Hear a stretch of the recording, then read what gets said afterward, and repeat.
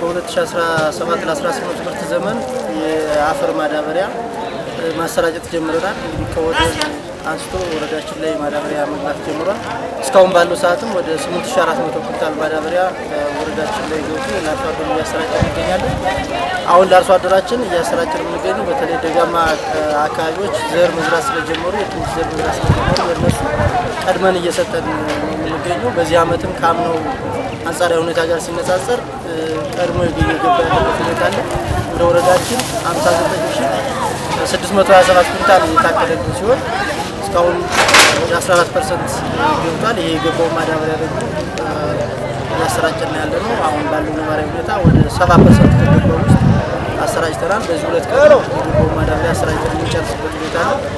አሁን ወደ ወረዳችን እየመጡ መንገድ ላይ ያሉ መኪናዎች ስላሉ በቅርቡ ለሁሉም አርሶ አደር ማዳበሪያ እናደርሳለን ብለን እናስባለን። ጥሩ የሆነ ምርት የሚሰጥ ዩሪያና ዳፕ የተባለ ማዳበሪያ በወቅቱ ለስንዴ ዘርም ደግሞ በተደጋሚም ደግሞ ለድንችና ለገብስ ለስንዴ ሁሉንም እያቀነባበረ እየቀረበልን ነው።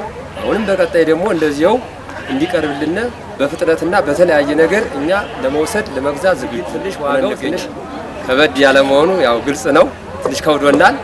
እዛ በተረፍ ግን አቅርቦቱ ጥሩ ነው። ዛሬ በመጋቢትና በሚያዝያ መገኘቱ በጣም ደስ ይለናል። በቀጣይ ደግሞ ወራ ግንቦት ላይ ቢገኝልን በተለይም ለቡቃያዎች በወጡ ጊዜ ይህንን ለማከፍከፍ ነጭ ማዳበሪያ ሁሉንም ነገር እንቀበላለን። አሁንም በዚህ ቢቀጥልልን እንፈልጋለን። ስሜ ሞለልኝ መኳንንት እባላለሁ።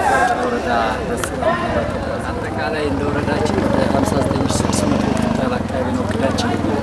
እስካሁን ድረስ ወደ 8400 ኩንታል ገብቶልናል። እያሰራጨን ያለ ነው ለ28 ገበሬዎች ነው። በተቻለ መጠን ተደራሽ እንዲሆን ጥረት እያደረግን ነው።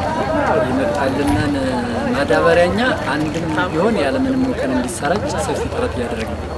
ይሄን ለማድረግ ምንድነው እኛ ማዕከላችን አንድ ደብረ ታቦር ብቻ ስለሆነ የተለያዩ መሰረታዊ ማህበሮች ክራይ ተከራይተው ሳይቀር እንዲሳተፉ እያደረግን ነው።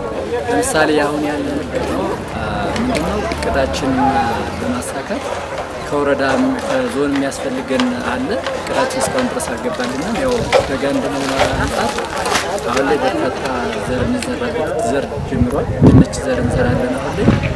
ለቆለው ደግሞ መስኖ ተጠቃሚ እንደመሆን መጠን ዩሪያ ያስፈልገዋል፣ ኬሚካል ማዳበሪያ ያስፈልገዋል። ያው ያለችውን ማዳበሪያ ነው በተገቢ መንገድ እያሰራጨን ነው። ስቲል 8400 ገብቶ 6200 ተሰራጭቷል። ይሄ ደግሞ ቀሪዋ ደግሞ በነገ በሁለት ቀን ውስጥ